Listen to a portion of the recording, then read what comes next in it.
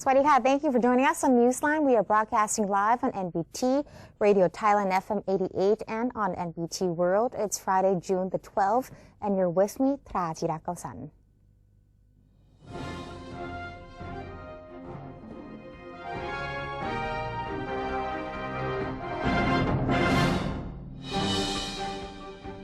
Welcome to today's segment of Thailand Moves Forward. In our first story, bilateral relations between Thailand and Singapore have tightened during an official visit to the city-state by Prime Minister General Prayut Chan-o-cha.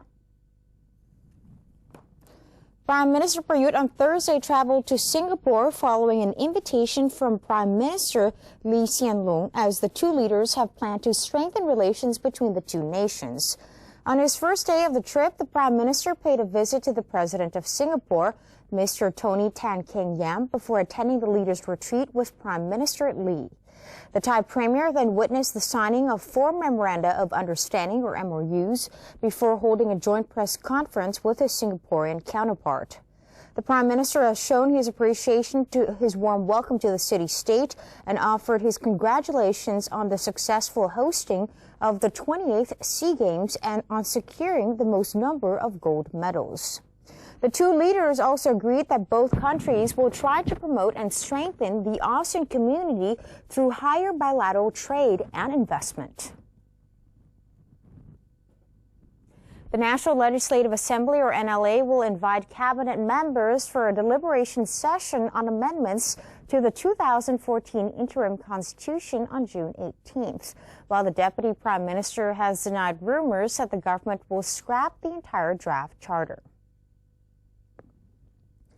Deputy Prime Minister Wisanu Krungam said he will represent the cabinet when presenting the government's case to the NLA. He brushed off rumors by political parties that the government has instructed the National Reform Council, or NRC, to strike down the draft constitution on September 4th.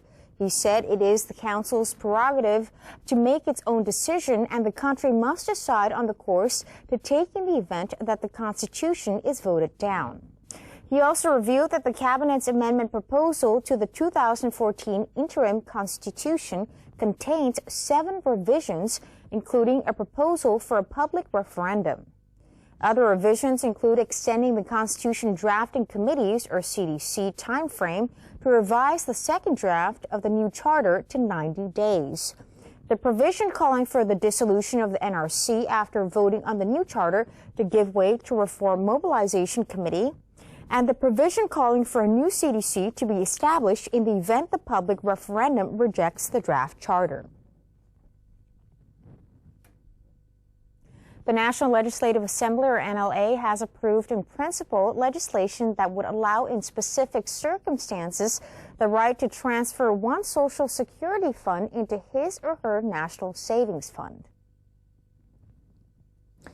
The bill was proposed by the Cabinet and unanimously approved by the Assembly with 180 votes in favor, none opposed, and 3 abstentions. NLA members hailed the bill as being beneficial for both the state and its citizens, as it encourages personal savings. In addition, the ability to allocate money from personal savings releases the state from significant burden. Currently, the government of Thailand must shoulder the entire cost of Social Security. The NLA urged the government to properly inform the public of details of this new legislation, as well as their rights and privileges under the new law. However, the legislative body noted that clarifications should be made on how the state would contribute to the Social Security of those that have opted to reallocate their funds. The government is introducing a program to assist poor families with young children by providing them with a monthly allowance of 400 baht as a way to support child development in the long run. Deputy Prime Minister Yonghyut Yuttawong indicated that the first 5 years of life are the most crucial period for a child's development, and it has been witnessed in many countries that the provision of proper care for the young ones from the very beginning can help them grow up to be quality citizens. Therefore, he said the government has been studying measures adopted by other countries that are investing in child welfare and has come up with a program that targets low-income families in particular. Under the new program, every child in a poor family who is age 5 or below will be entitled to an allowance of 400 baht per month. According to Minister of Social Development and Human Security, Police General Adun Sangsingkao, Thailand sees a total of 800,000 newborn babies every year. Out of the number, about 135,000 are born to impoverished families, and they will be included in the financial aid program. The program is expected to be piloted within this year and will be evaluated periodically. Teams of public health volunteers are being sent out across the country to identify the target group in each locality, and they will also facilitate the registration process, which will take place at the local administrative office. The Ministry of Public Health will soon discuss additional alcohol control measures for areas in the vicinity of educational institutes with relevant authorities after finding that alcohol continued to be sold to students despite current regulations. Dr. Ratchata Nawin, the Minister of Public Health, indicated that although the alcohol control law bans the sale of liquor within a 500-meter radius of an educational institute, sellers continue to violate the law and sell alcohol to students. Dr. Ratchata noted that currently mini-marts are allowed to sell liquor during certain hours. However, the question of whether mini-marts with liquor has to be located outside the 500-meter radius must be discussed with the Office of the Alcohol Control Committee. A conclusion is expected to be reached within 2 weeks. The Ministry of Public Health will declare MERS as a dangerous communicable disease within 1 to 2 days. According to Dr. Surachet Saathit Niramai, Acting Permanent Secretary of the Ministry of Public Health, automatic body temperature sensors have been installed at all international airports to screen inbound passengers. Airlines are also providing MERS-related suggestions to passengers. Dr. Surachet said the measures currently employed to prevent an outbreak of MERS in Thailand were the same measures previously used to prevent Ebola outbreaks. People traveling into Thailand from 25 countries with MERS cases who find themselves coughing or with a fever while on the plane should report their condition to the crew and request a face mask.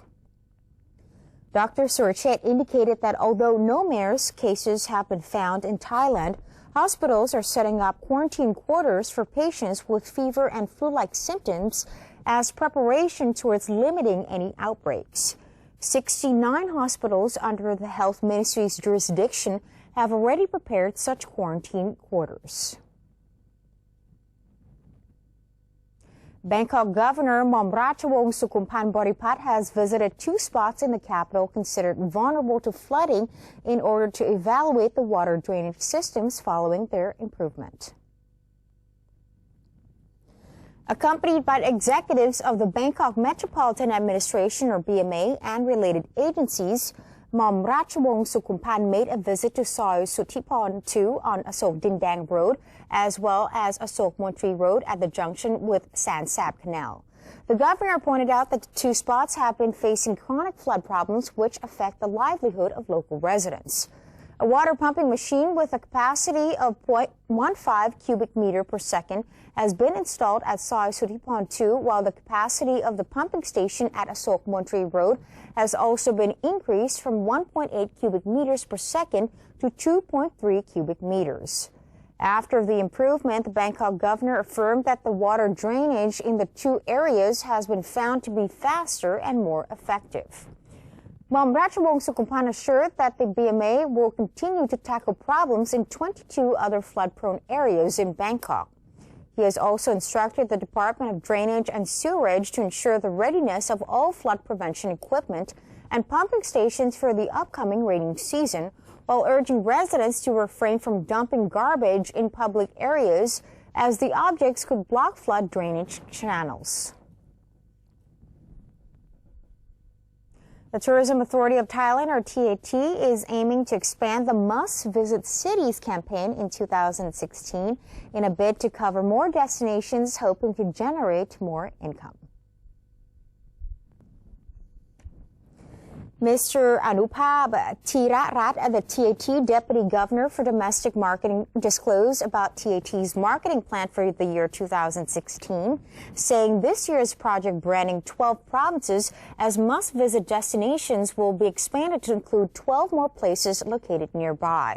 The strategy is aimed at enticing travelers to visit multiple provinces on one trip, which would in turn extend their period of stay and increase their spending. Based on the records of the Ministry of Tourism and Sports, the Must Visit Cities campaign has enabled the tourism sector in each of the 12 participating provinces to grow 8.49% on average during the first quarter of this year. At the same time, tourism revenue in the areas also jumped 10.84% from the same period last year to 16.2 billion baht. In addition, Mr. Anupap added that TAT is set to launch the third Dream Destination project, under which 20 provinces will be promoted as places of good fortune and auspiciousness. The new campaign is part of the effort to achieve the target income of 800 billion baht for the domestic tourism set by the Tourism and Sports Ministry. Muslims in Yala province were seen busily shopping for dates ahead of the holy Ramadan month. Merchants at the railway market in downtown Yala have prepared large quantities of dates to sell ahead of the Ramadan fasting period. The vendors said they were selling at last year's prices, although the wholesale prices they paid had gone up slightly. Dates are often the first thing Muslims reach for when breaking fast at sundown before taking water or food. Aside from dates, coconut jelly and sweetened jujubes were also favored by locals in Yala municipality who were stocking up for Ramadan. This year, fasting will commence either on June 18th or 19th, depending on when the moon is spotted. And that's the end of today's edition of Thailand Moves Forward. Before we take a quick break, let's take a look at the exchange rates and commodity prices.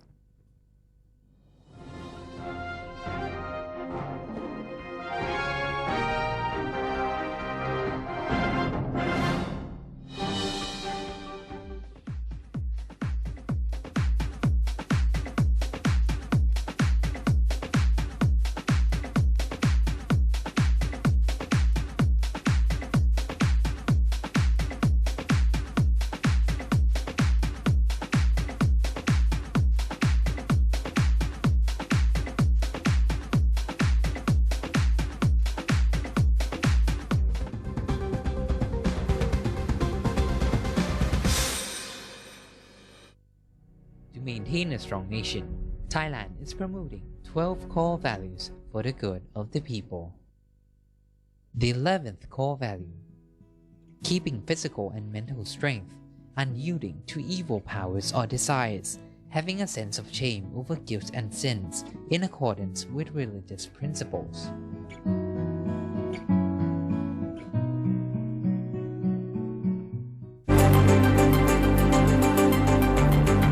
Physical connectivity, institutional connectivity, and people-to-people connectivity. The power to turn this region into a strong community.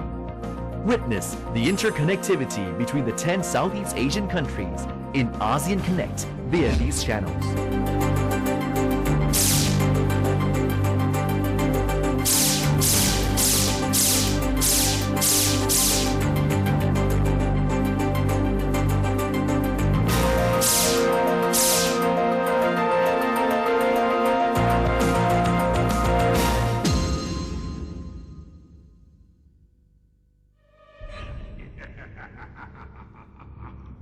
Even if we don't see them, they are amongst us. And they're hungry.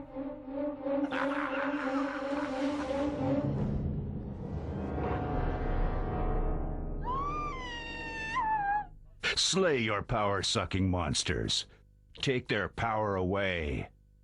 Think when you plug.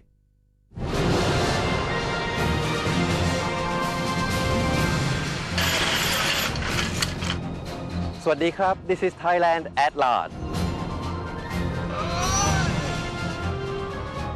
The show which is about to take you to the new experiences with the exciting stories. With charming fascination.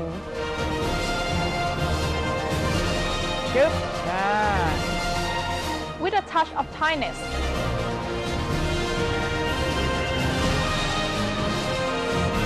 Let's join us on NBT World.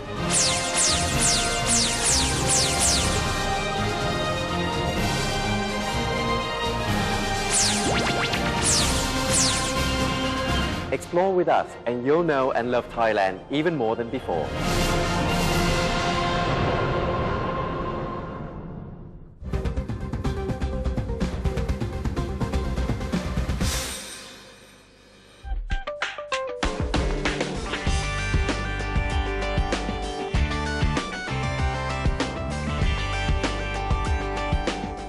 Welcome back. You're watching Newsline. The Ministry of Agriculture and Cooperatives is to host the 12th Asia-Pacific Orchid Conference at Impact Forum, Mueang Thong Thani, next year in an effort to show off Thailand's high caliber in orchid production. This is according to Director General of the Agriculture Department, Kun Anand Suwanarat. The conference will be held from the 19th of March until the 27th under the theme Orchids and Human Beings. This will be held in 2016. Around 45,000 participants who are both Thai and foreign orchid suppliers are expected to join the event. It will be the most spectacular exhibition of orchids Thailand will organize in 20 years. Meanwhile, senior advisor to the ministry, Kun Panpimon Chanyanuwat, says the conference mainly aims to help develop the technical aspect of the orchid industry and will be a venue for Thailand to demonstrate diversified orchid species and its sustainable efforts to conserve biodiversity of orchids. At present, orchids are grown in 20,000 rai of land by 3,000 producers in Thailand. The big scale of the country's orchid industry proves that orchids are economic botanic plants of Thailand. Variety Foods International Company Limited, or V Foods, has partnered with Dao Hyung Group to tackle the coffee and ready-made beverage market of the upcoming ASEAN Economic Community, or AEC. V Foods has targeted a 10% market share in 3 years. Its president, Apirak Gosiotin, said that AEC will open doors to Thai markets for several foreign businesses. However, the advent of AEC also affords V Foods the opportunity to expand into the regional coffee market, valued at 1 billion baht. Therefore, Mr. Apirak signed a partnership with Mrs. Hieng Lidang, the president of Dao Hyung Group. Dao Hyung Group is the leading coffee producer from Laos. The two companies will cooperate in producing, distributing, and marketing ready-made coffee. Meanwhile, V Foods will also begin producing V corn, sold both in the cob and in cups with butter. V Foods uses golden sweet corn, which won the 7 Innovation Awards in 2015. The corn is locally sourced, meaning it will stimulate domestic agriculture, especially in Kanchanaburi province and in the north.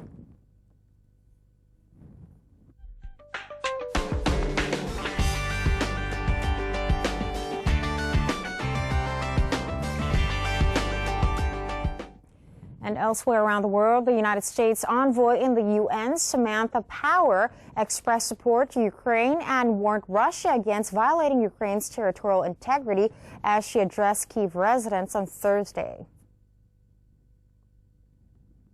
Power said the United States would continue to put pressure on Russia over its role in the separatist uprising in the east of the country.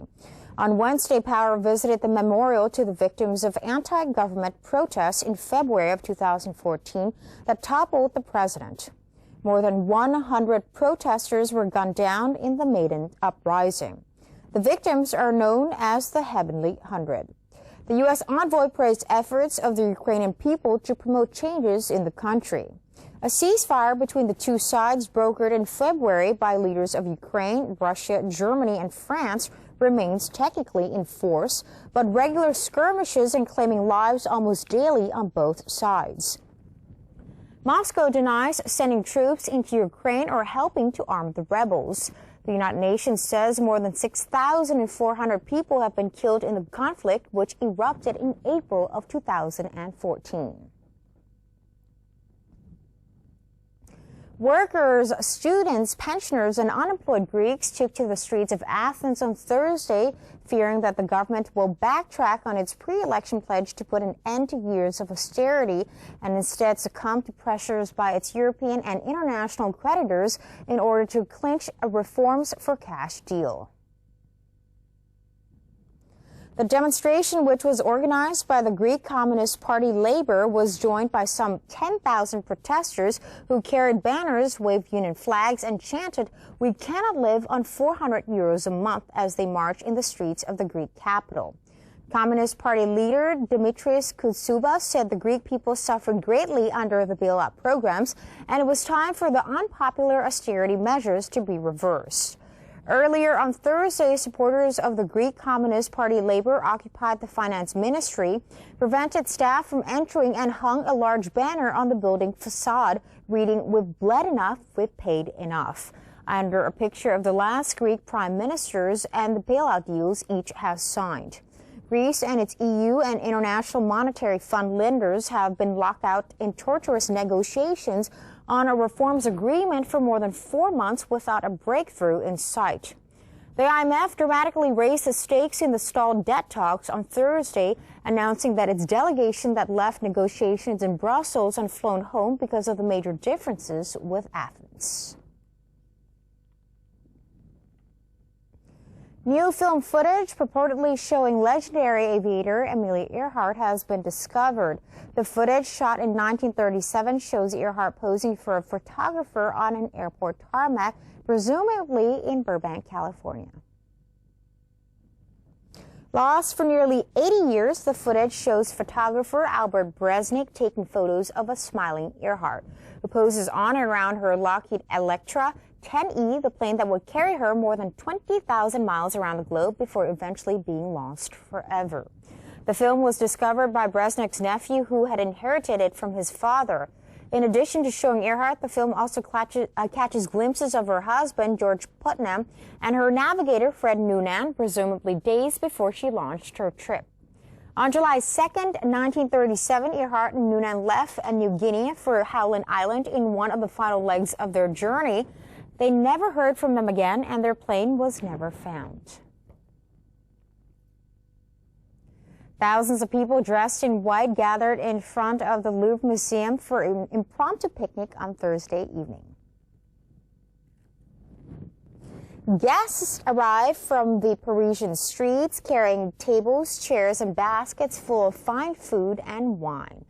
The exclusive invite-only dinner en blanc, or dinner in white in English, is organized every year, with the location remaining a closely guarded secret until the last minute to keep diners and the authorities in the dark.